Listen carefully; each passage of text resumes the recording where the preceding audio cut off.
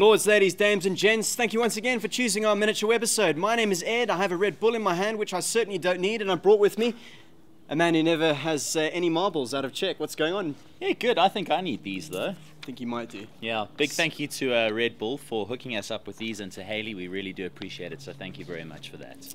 Yes, indeed. Let's move right along to the midway mark of Super Rugby. We are roughly midway through the season now. Let's start with the Bulls. We're going to look at the South African sides and talk about where we think they are they well placed for the rest of the season? Start for the Bulls, embarking on a big tour now. They've got the Rebels this week. Big test for Pierce Spies as captain. Yeah, we're going to find out a lot about the Bulls this week. I don't think they've really been tested aside from the mess they made against the Blues in a game that they should have won. I don't think they've really had too many worries. So no, I think we're going to find out a lot about them when they go down under and see exactly whether they are title contenders or not. How many victories are you expecting them to get? Let's remember that they have got the Waratahs after the Rebels, then the Highlanders, then they've got to go to the Chiefs, then they've got to come back and the following week play the Stormers, so it's a really rough run of fixtures after the Rebels. Yeah, it's a tough tour, but that being said, in fairness, 3 out of 4 with any luck. I think they'll down the Highlanders. The Chiefs is the game that I'd really worry about. I think that's a fantastic game and they're offering that one. Let's move along to the Stormers now. They've had a fantastic season. We know they haven't, had any winning bonus points so far, but their defence has been absolutely superb, decimated by injuries in recent weeks. How do you see the Stormers going, coming back from a tour? They've got a bye this week. They've got the opportunity now to grasp a nestle with the Bulls on tour. Think they'll seize the initiative? I think they're going to put a bit of daylight between themselves and the rest of the chasing pack with the home games. They've got to capitalise on those. That's absolutely vital that they get wins out of those games.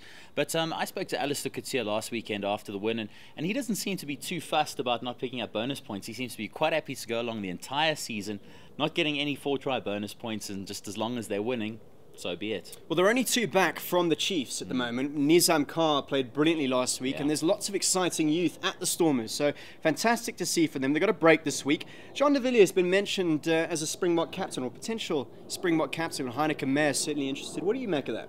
Yeah, makes sense, I suppose. Whether it'll happen, nah, don't think so. Not sure. I think there's a couple of guys who are in front of him in the queue.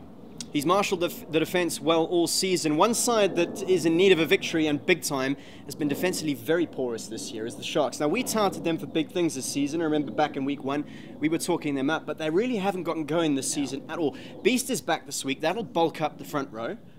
Where do you see them going? Also struggled with injuries. A couple of players out and missing there that, I think's going to do a bit of damage, and as those players start coming back, I think they'll maybe start finding their feet. But all in all, it's just been a season where you're going to look back and say, mid-table, yeah.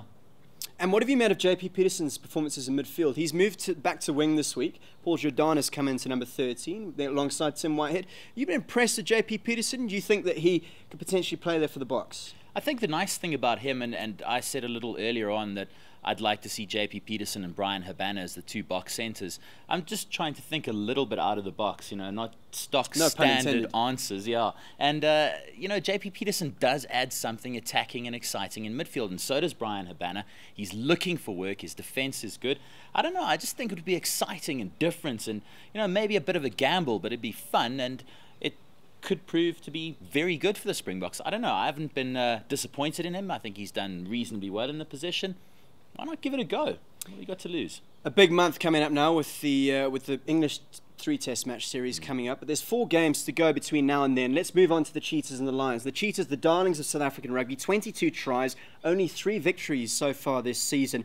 They lose control of games, don't they? At number 10, they've lost Johan Goosen, who's got plenty of potential and could be a world beater. Plenty of people talking about big blow, isn't it? Yeah, that's a massive blow for them. Eberson is Shame. good. Feel for the man. But yeah, that penalty last week, I just hope it hasn't dented his confidence too much. But Johan Goosen's been brilliant all season. We saw from that try as well where he injured himself. He's just got the ability to do everything, a complete fly half. And I know that's a cliche, but he really has looked good this season, and that's going to be a big loss for them. So you think their fortunes will improve? I'm not 100% sure about that. As the Cheetahs have been going, I think they'll continue to pull off 1 or 2 surprises, but for the rest, I think it's going to be more losses than wins for them.